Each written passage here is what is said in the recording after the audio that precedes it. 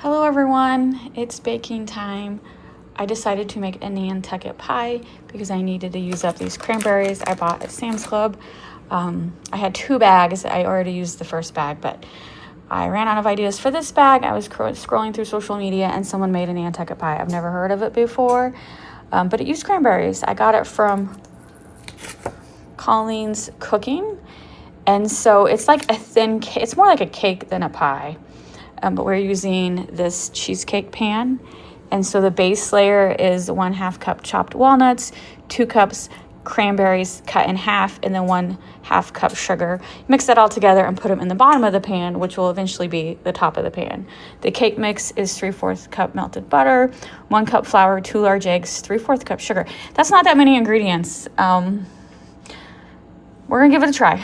And then you put that layer, bake it for 30 to 35 minutes, and then after it cools for 10 minutes, you flip it over, take this bottom off, and then the top should be like a beautiful cranberry walnut mixture. So looks intriguing.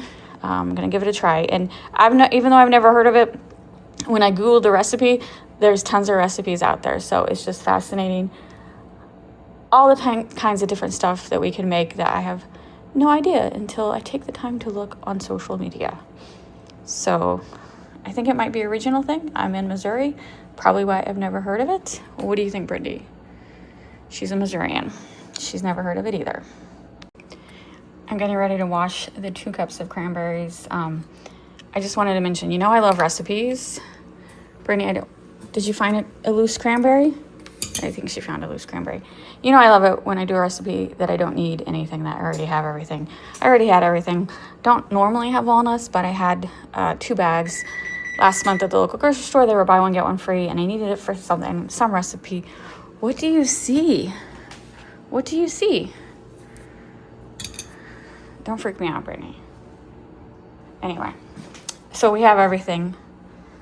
And whenever I buy butter, I always buy like the huge pack from Sam's Club. And I always have eggs.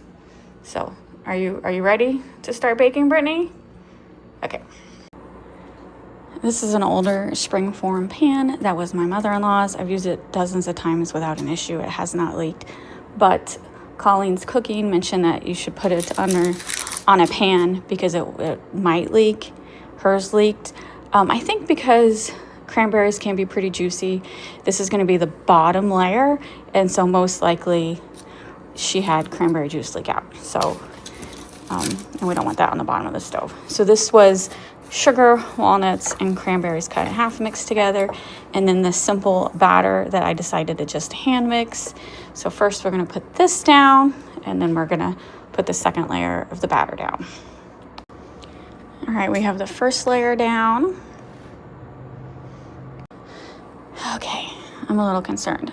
So this, as you can see, this batter is not bad. It's more like dough. It's very thick. So when you pour a cake batter into a pan, it naturally spreads out because it's a thinner batter.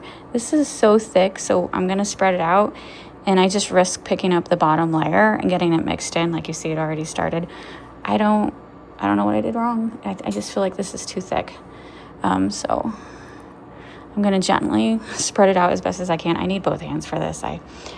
My tripod's upstairs, and I'm trying to get this done. So bear with me as I do this off camera. All right. I'm not really feeling good about this. I can still see some cranberries, but, and I did taste test the batter. It tasted good. I know raw eggs, whatever. I'm not worried.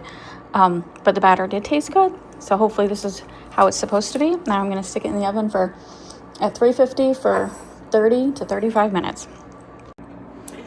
Hopefully it turns out. I feel like lately baking I've had more misses than wins. So yes, I eat raw batter, cake batter, cookie batter, whatever. I'm not worried about salmonella. I realize I should be, but I've survived this long. Gotta taste test it to make sure it's not too salty or whatever. Anyway, it just made me think of a social media post that I saw the other day, because it's Sunday, Thursday was Thanksgiving, and this lady made deviled eggs to take to her, I don't know, whoever's family she went to, mother-in-law, whatever, for Thanksgiving. And she was showing the eggs on social media, And when she made them, she didn't have like a typical egg carrying dish that most I have, like 3. She didn't have anything to carry the eggs in, so she put the deviled eggs back into the egg carton containers, and she had a couple extra, like, you know, maybe saving them to recycle them or whatever, but she put them back in that styrofoam containers. And of course the internet freaked out, and she didn't realize why until people explained it. If you don't know why, because those eggs carry the eggshell, are cleaned, but nothing is perfect, and so the egg containers have a chance of carrying bacteria too. So you should only ever use them to store eggs, and that's it. And some people recycle and upcycle and use them again. You really shouldn't unless you clean them really good, because again, they could be carrying bacteria if you're getting eggs from somewhere that maybe doesn't clean them properly. I've never had anything bad happen. I'm not worried about eating raw eggs, but I have a good immune system. Not everyone does. Don't eat raw eggs just because I do. It's very bad. But I just was like, she didn't understand. And I didn't get it at first, and then I remembered why, because eggshells will carry bacteria. And she ended up throwing them away. And I think I would have thrown them away too, because you never know and you don't want to take the risk. So just was an interesting story. So this was actually in the oven for 50 minutes instead of the 35 to 40. I was worried about that. I don't normally like to put cake pans on other pans because it doesn't get all the heat properly. So that's probably affected the cooking time. There was no leakage. This was just from dough. I got there earlier, so nothing on the pan. So definitely, if you trust your springform, don't put it on top of a pan. Hopefully it's cooked all the way. I did the toothpick test, but definitely doesn't look cooked evenly. So now we wait 15 minutes before taking it out of the springform. All right, here we go. 15 minutes later. This is still warm, not hot, but it's definitely, the cranberry juice is sticky. So just taking my little icing knife and loosening the sides.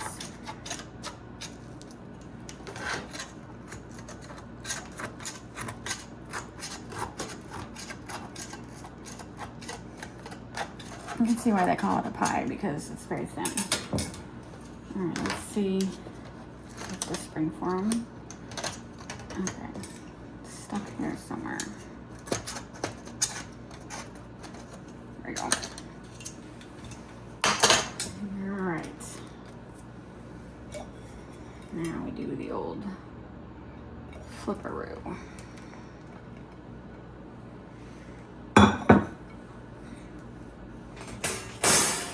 Camera, okay.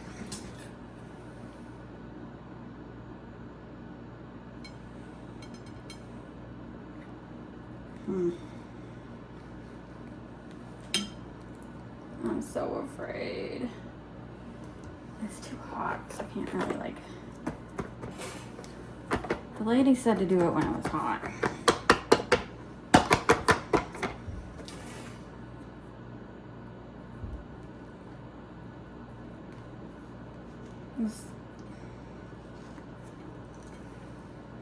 Okay. Not the worst, but not the best.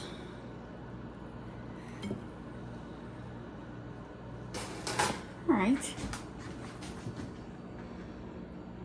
That looks pretty good.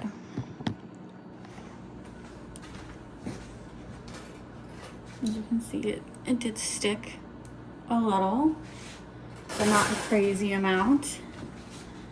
I don't remember if she put powdered sugar on it. It wasn't on my directions, but I think once it cools down, I'm just gonna sprinkle a light layer of powdered sugar, because this kind of reminds me of a waffle. I know it's not a waffle, but it's kind of reminds me of a waffle.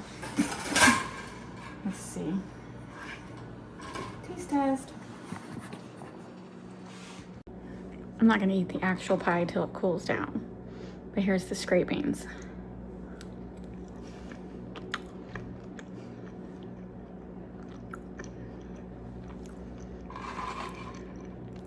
That's really good. It tastes like a what do they call them? Cobblers? It tastes like a cranberry cobbler.